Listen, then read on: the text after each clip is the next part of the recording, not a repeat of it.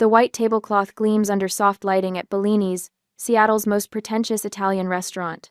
Through the west-facing windows, Puget Sound stretches like a sheet of hammered silver in the evening light. I sip my Cabernet, letting the tannins linger on my tongue while watching my father's performance unfold. Dad raises his glass, his signet ring catching the light. At 58, Thomas Porter maintains the commanding presence of a man accustomed to being listened to. "To my Brielle," he announces, voice carrying just enough to turn heads at nearby tables. Responsible, independent, and a true professional success. Brielle, my 27-year-old sister, sits straighter in her perfectly tailored burgundy blazer. Her smile is practiced perfection, the golden child basking in familiar praise. She tucks a strand of honey blonde hair behind her ear, a gesture I recognize from childhood when she'd receive another gold star, another trophy, another moment in the spotlight. Dad turns to me, his smile tightening just enough that only I would notice. "Maybe someday you'll get tired of just freelancing from your couch and find a real career." The words land like a slap. 4 years of building my business, countless 16-hour days, shipping orders until my hands cracked from cardboard cuts and packing tape, all dismissed in a single sentence. I set my wine glass down, the stem fragile between my fingers. Then I guess Brielle doesn't need my $3,500 support anymore. Silence drops over our table. Brielle freezes, wine glass suspended halfway to her lips. Dad's fork clatters against fine china. The Merlot in his glass trembles. "What are you talking about?" Dad demands, voice suddenly sharp. "The monthly transfers." I pull out my phone, open the banking app. I've been sending Brielle $3,500 every month for the past 2.5 years. Dad's eyes dart between us. That would be over $100,000. $105,000 to be exact. I slide the phone across the table, showing the transaction history. So Brielle could maintain the illusion of success. What illusion? Dad's voice rises. A couple at the next table glances our way. Her actual salary is $52,000 as a store supervisor at Nordstrom. Not the $80,000 plus assistant manager position she claimed. I look directly at Brielle. "Isn't that right?" Brielle's perfect composure cracks. Her lower lip trembles. "Kelsey, please." Dad's face transforms. Confusion bleeds into disbelief, then hardens into shame. He stares at Brielle as if seeing a stranger. "Is this true?" She doesn't answer. She doesn't need to. 4 years ago, I started Cascade Trail Outfitters from my 2-bedroom apartment in Tacoma. I packed eco-friendly hiking gear on my living room floor, used my kitchen table as a shipping station. My friends thought I was crazy. My family thought I was wasting my college degree. Last year, my little hobby brought in $620,000 in revenue, with $320,000 profit. I still drive my 2018 Subaru Forester. I still shop at discount stores. Every extra dollar goes back into the business. And every family dinner includes some version of, "When will you get a proper job?" I remember Mom's voice when I was 8, explaining why she'd miss my school play for Brielle's dance recital. "Your sister needs more attention, you understand, right?" I did understand, just like I understood when I helped Brielle buy her college textbooks, just like I understood when I covered her first apartment security deposit, just like I understood when she called crying about credit card debt 2.5 years ago. I've spent a lifetime supporting others while accepting undervaluation. I've enabled Brielle's fantasy while hiding my own success. Not anymore. Brielle's tears start right on schedule. The familiar manipulation tactic that worked on our parents, on teachers, on boyfriends, on me. "Please don't cut me off, Kelsey," she whispers. "My rent's due Friday." I open my banking app again, navigate to recurring transfers. Then it's time you start living like someone who earns $52,000, not $150,000. I tap cancel recurring transfer and hold up the phone so they can both see the confirmation. Dad watches in stunned silence as 30 years of family dynamics shift before his eyes. "You've been lying to us," Dad finally says to Brielle, his voice hollow. "Not lying, exactly." Brielle's mascara smudges beneath her eyes. "Just stretching the truth." While stretching my bank account, I add. Dad turns to me, confusion etched in the lines around his eyes. "Why would you do this? Give her this money while letting us believe that I'm the failure and she's the success?" I smile without humor. Good question. One I've been asking myself for 2.5 years. I stand, dropping my napkin beside the untouched tiramisu. I should go. I have a shipment of hiking poles arriving tomorrow. My little freelance job, you know? The restaurant seems quieter as I walk away, as if everyone can hear the glass house of lies shattering behind me. Later that night, my key fob clicks as I lock the Subaru. The parking lot concrete glistens with fresh rain, Seattle's perpetual gift. Inside my apartment, I kick off my boots and drop my bag on the kitchen counter. The tiramisu I'd been looking forward to all week remains uneaten, a $12 casualty of tonight's family implosion. The clock on my microwave reads 9:17. Too early for bed, too late to pack orders. My mind refuses to settle after the restaurant scene. I wander into my home office, the converted second bedroom of my apartment where Cascade Trail Outfitters began. I sink into my desk chair and open my laptop. The Excel file labeled Porter Family Support stares back at me. 2.5 years of transfers, each one a $3,500 monthly reminder of my inability to say no. My fingers hover over the keyboard. A few clicks and I'm scrolling through Brielle's Instagram page. The evidence I've deliberately ignored floods the screen. March 2023. Brielle posing outside Nordstrom's employee entrance. Caption: Big promotion day. Assistant manager. Career goals. Making moves. April 2023. Champagne flutes clink together at the Nest rooftop bar. When your bonus hits just right. Work hard, play hard. Seattle sunset. June 2023. Close-up of a Gucci purse. Treat yourself, boss lady. Worth it. The dates align perfectly with my bank transfers. Each celebration, each purchase, each career milestone, funded by money I earned packing hiking backpacks until my shoulders ached. I navigate to my email, search, Brielle plus help. The original message appears, dated the 17th of January 2023. Kelsey, I hate asking this, but I'm drowning. Credit card debt hit $18,000 and I'm 2 months behind on rent. I'll lose my apartment. Just need help for a few months until I get my finances straight.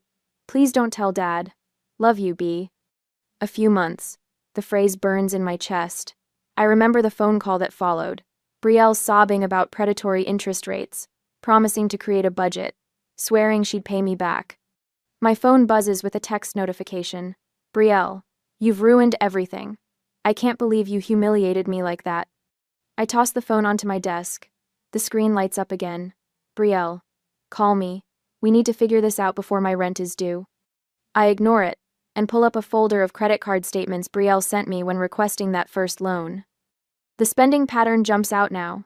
Restaurants, clothing stores, weekend trips to Portland and Vancouver. Not the spending of someone in temporary trouble, but someone living beyond their means by design. After my first transfer, her spending didn't decrease. It escalated. Spa weekends, designer purses, Sunday brunches at rooftop restaurants, while I ate peanut butter sandwiches between packing orders. My chest tightens as the full picture comes into focus. The deception wasn't a spontaneous lie. It was a calculated, long-term strategy. Dad's voice echoes in my mind. Responsible, independent, and a true professional success. The same words he's used at family gatherings for years, while glancing at me with barely disguised disappointment. Dad, the enabler. Brielle, the deceiver. The perfect team, reinforcing a family mythology where appearance trumps reality. I open another folder on my desktop. Business expansion. Inside, a detailed plan for taking Cascade Trail Outfitters international. Shipping costs to Canada and the UK. Website translation services. Inventory increases. Marketing in foreign currencies. The projected cost for Phase 1, $35,000. Almost exactly what I would have sent Brielle over the next 10 months. This isn't cruel, I whisper to the empty room. It's necessary for both of us. For the first time in my adult life, I consider what might happen if I invested fully in my own success instead of smoothing family dynamics. The thought feels foreign, almost forbidden. My phone rings. Martha, my business mentor. I hesitate before answering. Kelsey, you okay? You never leave our Tuesday check-ins early. Family emergency. The words taste bitter. About Brielle? Martha asks. I sit straighter. How did you know? Honey, I've wondered for years how she afforded that lifestyle on a retail salary. The The math never added up. The validation from someone outside the Porter family hits me like a physical force. Martha continues. Want some company? I've got a bottle of that Pinot Noir you like. Before I can answer, the doorbell rings.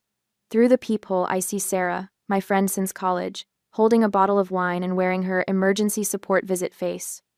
I open the door. How did you know? Sarah hugs me. You sent a period after fine in your text. Dead giveaway. An hour later, Sarah and I sit cross-legged on my living room floor, business spreadsheets surrounding us like fallen leaves. She points to a figure on my international shipping projection. So, with the money you're not sending Brielle, you could fund this entire Canadian expansion by December? And still have enough to hire a virtual assistant for the logistics. The possibilities unfurl before me, exciting and terrifying all at once. You've been the shadow investor in her lifestyle, Sarah says. Now you can invest in yourself.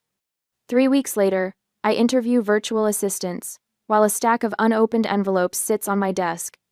One from Brielle. I can't make rent. 2 voicemails from Dad. The first angry, the second confused, the third tentatively curious about my online store thing. I hire Melissa, a logistics specialist in Portland with experience in international shipping. The first packages to Vancouver leave my warehouse the following Monday. That night, I work until midnight, both liberated and grieving. Freedom carries its own kind of pain. But as I tape the final box closed, I realize the weight on my shoulders is only inventory now, not family expectations. The path ahead feels right, even as it diverges from the familiar pattern of sacrifice that defined my first 30 years. My phone pings with an email notification. From Brielle. Subject: We need to talk. I set the phone down without opening it and return to packing orders for customers who value what I create. 3 days later, my phone buzzed for the 5th time this morning. Aunt Susan's name flashes on the screen. I silence it and drop the phone on my desk, returning to the shipping manifest that actually deserves my attention. That's the 3rd family member today. Sarah notes from where she's labeling boxes. My friend volunteered to help with the unexpected surge of repetitive orders from Vancouver. Brielle's been busy. Calling everyone with the tragic tale of her financial abandonment, I stack another box on the pile. Classic Brielle. Cat. The emails started after the restaurant confrontation, distant relatives expressing concern about my troubling behavior. By week's end, Brielle had crafted a narrative worthy of a daytime soap opera, a struggling sister cruelly cut off during difficult times by a heartless, jealous sibling. Uncle Robert texted about family supporting family. Cousin Jessica called to remind me that Brielle has always been there for you. News to me. Considering she borrowed my car for a weekend getaway in 2019 and returned it with an empty tank and a cracked windshield. The doorbell rings. Sarah peeks through the blinds and turns to me with wide eyes. It's your dad. My stomach clenches. Tell him I'm not home. Your car's in the driveway. I wipe my hands on my jeans and open the door. Dad stands there in his pressed golf shirt, looking uncomfortable on my modest porch. We need to talk about your sister. Bye. I step aside to let him in. I'm in the middle of packing orders. His eyebrows lift as he takes in the stacks of boxes, the shipping labels, the inventory organized across my dining table. This is more professional than I expected. He touches a hiking pole with a finger. You sell these? And manufacture them. Sustainable bamboo core, recycled aluminum tips. I don't mention the 3 patents, or the feature in Outdoor Enthusiast last month. He wanders through the maze of products. Brielle says you're being unreasonable. Does she? I seal another box with practiced efficiency. Did she explain what she was doing with $3,500 a month while earning $52,000? She has obligations. Like what? The Audi payments? The designer purses? The weekend trips to Portland with her friends from the country club? Dad flinches. She says she'll be homeless if you don't help. She'll need to downsize, not sleep under a bridge. I print another label. There's a difference between helping someone and enabling them. After he leaves, I call Martha, my business mentor. The UK distributor is in, she announces when she answers. They want your entire winter line. My heart races. For real? 30% more than we projected. Her voice brims with excitement. This means you can lease that warehouse space we looked at. Without Brielle's $3,500 draining my accounts each month, the business has exploded. International orders from Canada arrived first, then Australia. 3 weeks ago, I hired Jenna to manage customer service and Ben to handle shipping logistics. I signed the warehouse lease the following Tuesday. That afternoon, I arrive home to find Brielle sitting on my doorstep. Her makeup is smeared, her eyes red. She springs to her feet when she sees me. Finally, I've been waiting for hours. Her voice carries down the street. Mrs. Donaldson from next door pauses while watering her flowers. I have a key in my purse, I say quietly, unlocking the door. You're ruining my life. Brielle follows me inside, voice escalating. I had to sell 3 of my purses. The bank called about my car payments. Lower your voice. Why should I? You don't care that I might lose everything. My apartment, my car. I didn't create this situation. I set my laptop bag down carefully. I just stopped enabling it. You think you're so perfect with your little business. Brielle's voice cracks. Dad always said I was the successful one. You're just jealous. Success isn't what you buy, I say, the words flowing with unexpected calm. It's what you build. Easy for you to say when you're making all that money. She gestures wildly at my modest apartment. While I'm suffering. You make $52,000 a year, Brielle. That's more than millions of Americans. Your suffering is self-inflicted. She storms out, slamming the door hard enough to rattle the windows. 2 hours later, her Instagram shows a post about toxic family members who don't understand financial hardship. 3 days later, Sarah stops by with takeout and her laptop. You need to see this. She opens a folder of screenshots. Brielle's social media history from the last 2 years. The posts tell 2 stories. Public declarations about financial independence and career success alongside snapshots of luxury purchases that appeared right after my monthly transfers. The timestamp on this promotion celebration dinner? 2 hours after you sent her money last August. Sarah scrolls through image after image. My phone rings. Martha. Turn on your email right now, she says. REI wants a meeting. They're interested in carrying Cascade Trail products in their flagship stores. Holy shit, Sarah whispers, reading over my shoulder. We're halfway through a bottle of champagne when my phone rings again. Dad, I've been looking at your website, he says without preamble, and I called that outdoor magazine that featured you. I brace myself for criticism.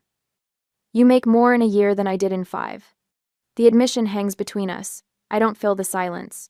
I'd like to see your operation, he says finally. Your real operation, not just the boxes in your dining room. The next day, I give him a tour of the new warehouse. He studies the inventory system, asks about profit margins, examines the manufacturing contracts. I didn't understand, he admits as we stand among pallets of hiking gear. I thought real businesses needed office buildings and dozens of employees. I valued what I recognized. He pauses near a wall of international shipping labels. I also didn't understand my role in enabling Brielle's deception. His voice quiets. Or how I dismissed what you built. That night, I create a folder on my laptop. Inside, I place sales reports showing 340% growth since cutting off Brielle's support. Photos of the warehouse. Profiles of my new employees. A parallel folder contains screenshots of Brielle's lifestyle changes, the Toyota replacing her Audi, the scaled-back social posts, the sudden interest in budget-friendly fashion finds. My email pings with a new message from Dad. Subject line. Important family matters to discuss. Thanksgiving at my house. My finger hovers over the accept button as I consider what awaits. The phone lights up, Brielle's name on the caller ID. I stare at it, calculating the cost of answering versus the peace of letting it ring. On Thanksgiving, the scent of roasting turkey fills Dad's house, mingling with cinnamon and sage. I adjust the green bean casserole on the crowded counter, watching Mom fuss over the marshmallow topping on sweet potatoes. Some traditions never change, even when everything else has. Kelsey, would you check if we need more ice? Dad calls from the dining room where he's arranging place settings with military precision. I open the freezer, wondering which version of my father I'll see today, the one who praised Brielle blindly for years, or the one who called last week asking genuine questions about my business margins. The front door opens, and conversations pause. Brielle arrives, 40 minutes late as usual, but something's different. Gone is the Audi she leased last spring. Instead, through the window, I spot a used Toyota with peeling bumper stickers. Her camel coat lacks the designer label she normally flaunts, And her purse isn't the Italian leather she showcased on Instagram last month. Sorry I'm late, she announces, kissing the air beside Aunt Margaret's cheek. Her eyes scan the room, landing on me with calculated precision. Traffic was terrible. Dad watches our interaction carefully, his eyes narrowing when Brielle hugs me with exaggerated affection. Kelsey, you look great. Business must be booming. I return the hug without comment. I canceled that transfer. And the physical changes in Brielle's appearance tell stories her words don't. We gather around the table, platters steaming between autumn-colored candles. Uncle Robert carves the turkey, while Aunt Margaret distributes wine with generous pours. Conversation flows around football predictions and Cousin Jenny's college applications. Before we eat, Brielle raises her glass, commanding attention with practiced ease. I want to say how grateful I am for family. Her voice carries the same cadence she used when accepting academic awards in high school. During hard times, we support each other. That's what family does. Her eyes settle meaningfully on me. The message couldn't be clearer if she'd written it on a billboard. Dad clears his throat. Yes, family support is important. Speaking of which, Brielle, how's work going? She dabs her napkin against perfect lipstick. Actually, there might be changes coming. The retail sector is unstable right now, and there's talk about layoffs. The dramatic pause that follows would make soap opera directors proud. Her gaze slides to me again, expectant. That's odd, Dad says, his fork suspended midair. I called your manager at Nordstrom last week. The dining room falls silent. Even Uncle Robert's knife stops mid-slice. You did what? Brielle's voice pitches higher. I spoke with Karen Wilson. Interesting conversation. Dad sets down his fork with deliberate care. She mentioned you've been a store supervisor for 3 years, never an assistant manager. Color drains from Brielle's face. Dad, why would you? Because I wanted to understand. His voice holds no anger, only weariness. Since that dinner at Bellini's, I've been investigating what else I believed without question. Aunt Margaret leans forward, eyes darting between them. What's going on, Thomas? Ask Brielle, Dad says, about her corporate success stories. All eyes turn to my sister. Her fingers tremble against her water glass. The economy's been difficult, she attempts, voice wavering. Everyone stretches the truth on social media. Stretches the truth? Uncle Robert repeats, eyebrows climbing toward his receding hairline. You mean those Facebook posts about your corporate success weren't true? The executive retreats in Vancouver? It wasn't exactly untrue, Brielle defends. I was working toward that position. Aunt Margaret studies Brielle's wrist where a watch glints in the candlelight. So Kelsey paid for this? She turns to me. You've been supporting her? I nod once, unwilling to pile onto Brielle's crumbling facade. For a while. Over $100,000, Dad adds, voice flat, while we all praised Brielle's success and dismissed Kelsey's business as a hobby. Brielle's eyes well with tears, a response I've seen countless times since childhood. The waterworks that charmed teachers, placated boyfriends, and loosened Dad's wallet. Today, they only deepen the damage. I never asked to be compared to Kelsey, she says, voice catching. I just needed help getting established. Established? Uncle Robert snorts. Kelsey built a business from her apartment floor while you spent her money on what designer watches? That's enough, I interject, surprising myself. This isn't about public humiliation. The doorbell rings, breaking the tension. Sarah arrives with a bottle of wine and a bright smile that falters when she reads the room. Sorry, I'm late, she says, sensing the atmosphere. Traffic was terrible on I-5. Kelsey, I brought that article about the Outdoor Retailers Convention. Your new hiking poles got mentioned. Dad pounces on the subject change. Kelsey's company is expanding into 3 new markets next quarter. He announces, pride evident in his voice. My daughter built something remarkable right under our noses. The words land like a physical touch. My father has never described my business this way, never with this tone of undisguised respect. Conversation shifts to safer topics. Jenny's college applications, Uncle Robert's golf scores, the unseasonably dry autumn. Brielle excuses herself to the kitchen, movements stiff. Dad follows moments later. Their voices drift through the swinging door as I help Aunt Margaret arrange pumpkin pie slices on dessert plates. I believed everything you told me. Dad's voice cracks. Made me dismiss your sister's real achievements because they didn't fit what I understood as success. You always expected perfection, Brielle fires back. What was I supposed to do when I couldn't deliver what Kelsey could? You pushed me to compete with her my whole life. That's not true. And you know it. Dad's voice drops lower. We gave you every advantage because we thought you needed more support. Kelsey always seemed so capable on her own. The plates in my hands suddenly weigh 100 pounds. All those years I thought I wasn't enough, when really, they just thought I didn't need them. Brielle bursts from the kitchen, mascara smudged beneath reddened eyes. I need to go, she announces, grabbing her purse from the coat rack. Brielle, we haven't had dessert, Mom protests weakly. I've had enough, my sister snaps, yanking open the front door. Thanks for the lovely holiday. The door slams with enough force to rattle the autumn wreath hanging from it. Through the window, I watch her climb into the Toyota, shoulders shaking as she fumbles with her keys.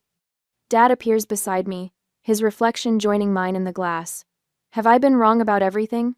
He asks quietly. I turn to face him, seeing the lines around his eyes deepen with genuine confusion. Not everything, I answer. Just some important things.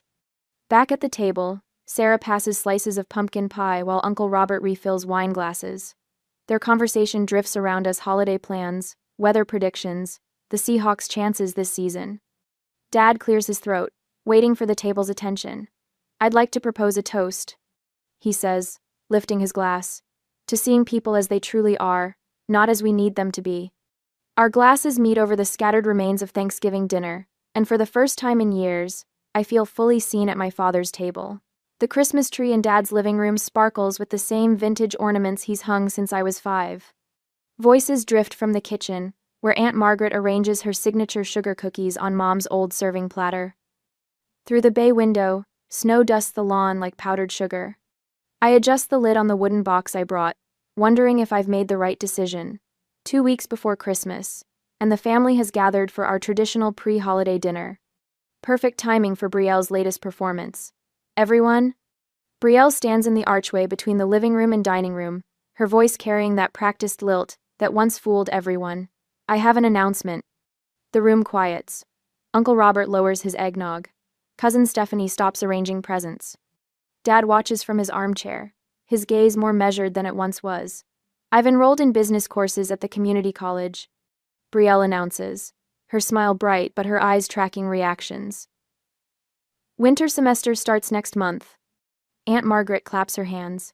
How wonderful, dear. I reach for my sparkling water, avoiding eye contact. It's not cheap, though. Brielle continues, voice softening to that familiar tone that signals a request is coming. The books alone are almost $400. And there it is. The subtle implication hovers in the air like cigarette smoke. Just a little help needed, just this once, especially since it's for education. Dad shifts in his chair. Unlike the old days, he doesn't immediately reach for his wallet. Instead, he watches me, waiting. Aunt Margaret slides onto the couch beside me, her hand patting my knee. Family helps family, Kelsey, especially during Christmas. The scent of her white shoulders perfume fills my nostrils as she leans closer. It's just textbooks, nothing extravagant. Uncle Robert clears his throat from across the room. You've done well for yourself lately. Surely you could spare a little for your sister's education? His glasses slide down his nose as he peers over them at me. Christmas spirit and all that. My throat tightens. The familiar pressure builds the expectation that I'll cave, that I'll write another check, that I'll keep the peace. Brielle stands near the fireplace, her posture carefully crafted to appear humble. The oversized cashmere sweater is new Target, not Nordstrom, her first concession to her actual budget. Her expression reads as someone trying to improve herself, someone worthy of investment. Every eye in the room watches me, waiting for my response. The weight of their expectations presses against my chest. Actually, I say, standing up, I'd like everyone's attention for a moment. I walk to the dining room table and open my laptop. The screen illuminates with the presentation I've prepared. Brielle, I'm glad you're interested in business education. My voice steadies as I turn the laptop toward the room. I have something better than textbook money to offer. But, with a click, the first slide appears the Cascade Trail Outfitters logo, beside REI's familiar emblem. Last week, I finalized a partnership with REI. Cascade Trail Outfitters will have dedicated floor space in 3 of their flagship stores starting in February. I advance the slide. revealing growth charts with an upward trajectory that began precisely when I stopped the transfers to Brielle. Since redirecting my resources back into my business, we've seen 340% growth in just 6 months. Aunt Margaret's mouth forms a perfect O. Uncle Robert removes his glasses entirely. I click through photographs of the new warehouse, smiling employees, packing orders, expanded product lines. So instead of money for textbooks, I'm offering you a paid internship in business operations. I look directly at Brielle. You want to learn business? Learn from someone who built one. The room falls silent. Dad leans forward in his chair, his eyes fixed on the screen displaying my quarterly revenue reports. This is remarkable, Kelsey, he whispers, pride creeping into his voice for perhaps the first time in my adult life. Brielle's face cycles through emotions: surprise, embarrassment, calculation, then outrage. I can't work for my sister, she blurts, cheeks flushing. It would be awkward. Dad stands, his voice firm in a way I haven't heard directed at Brielle before. It's a legitimate opportunity. Take it or leave it. The family witnesses this clear choice: authentic help versus financial enabling, and even Aunt Margaret seems to understand the distinction. Brielle's shoulders slump slightly. When would I start? Flexible hours around your classes, I explain. Real mentorship, modest salary, actual experience you can put on a resume. I'll think about it, she mumbles. That's fair, I say, closing my laptop. Dad approaches, resting his hand on my shoulder. I've been introducing Kelsey to friends as my entrepreneur daughter, he announces to the room, his voice carrying more than necessary. Should have done it years ago. Uncle Robert peppers me with questions about small business loans. Aunt Margaret asks if I can recommend investment options for her retirement account. Cousin Stephanie wants to know if I have any openings in marketing. Brielle retreats to the kitchen, the spotlight having shifted completely away from her for perhaps the first time at a family gathering. Later, as we gather around the table, Dad raises his glass. To the future of our family, may we all learn from Kelsey's perseverance and honesty. Beneath the table, Brielle's hand finds mine, not grabbing, not demanding, but a gentle acknowledgement. When I look at her, something has shifted in her eyes. Something real. I'll start after New Year's, she whispers. If the offer still stands. I squeeze her hand once before letting go. It does. The wooden box I brought sits by my plate inside, a business planner with Brielle's name engraved on the cover, and a keycard to the warehouse office. Not a handout, but a hand up. Dad catches my eye across the table and nods once. A small gesture carrying the weight of 30 years of misunderstanding finally set right. The Christmas lights reflect in the window behind him, stars in a dark universe finally aligned. 6 months later, the giant red scissors feel substantial in my hands as I stand before the glass storefront of Cascade Trail Outfitters' first flagship location in downtown Seattle. A crowd has gathered: loyal online customers, local business owners, and a reporter from the Seattle Business Journal who's writing a feature on eco-friendly success stories. Ready? Martha whispers beside me, her silver hair catching the spring sunshine. I nod, scanning the crowd until I find them. Dad and Brielle, standing side by side near the front. Dad gives me a thumbs up. Brielle offers a genuine smile, no trace of the practiced perfection she once maintained. Her honey blonde hair is pulled back in a simple ponytail, and she wears a Cascade Trail Outfitters staff polo earned, not gifted, the ribbon parts with a satisfying snick. Applause erupts as photographers capture the moment. Congratulations, the business reporter says, extending her hand. Your company's growth trajectory is remarkable, especially in the last 6 months. What changed? I catch Dad's eye before answering. I redirected resources where they could grow instead of enabling stagnation. 6 months since that Thanksgiving revelation. 6 months of restructured relationships and redirected investments. 6 months of truth. Later that evening, we sit at the same table at Bellini's, where it all began. The same white tablecloth gleams under soft lighting. The same view of Puget Sound stretches like hammered silver through the west-facing windows. But everything else has changed. Dad raises his glass, signet ring catching the light. To my daughter Kelsey, who taught us all what success really means. I don't shrink from his praise. Don't minimize. Just let the words settle where they belong. Brielle, seated beside him in a simple blouse rather than designer labels, raises her water glass, and to learning that appearances aren't achievements. I study my sister. The B+ average in her business courses didn't come easily. Neither did downsizing to an apartment she can actually afford on her Nordstrom salary. Deleting her social media accounts might have been hardest of all those carefully curated galleries of false prosperity. The $105,000 was worth it, I say, surprising them both. Dad frowns. How can you say that? After what Brielle did? Because I learned what I'm worth. I take a sip of Cabernet, letting the tannins linger on my tongue, and what I'm not willing to sacrifice for approval anymore. Back at the warehouse next Tuesday, Dad arrives for his weekly visit. Since January, he's been volunteering his accounting expertise to help local startups navigate tax season. Today, he's brought lunch his famous roast beef sandwiches, the kind he made for our school lunches in the 1,990 seconds. You've got another applicant for your scholarship program, he says, passing me the documentation.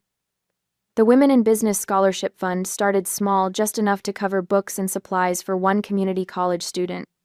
Now it supports 3, funded by a portion of profits I once diverted to maintain Brielle's illusions.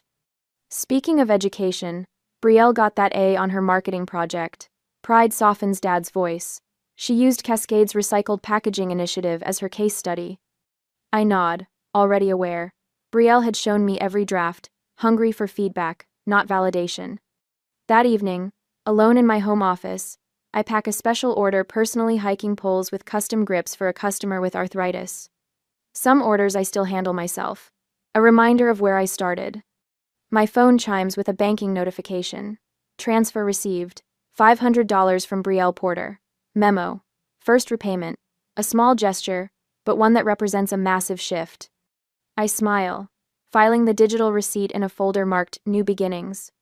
Sometimes, the sweetest revenge isn't humiliation, it's the quiet moment when the truth finally speaks for itself. When the narrative you've lived under for decades crumbles, replaced by something authentic. When you realize standing firm on your boundaries didn't end relationships, it transformed them into something honest. And in that honesty, something unexpected blooms. Not resentment, not superiority, freedom.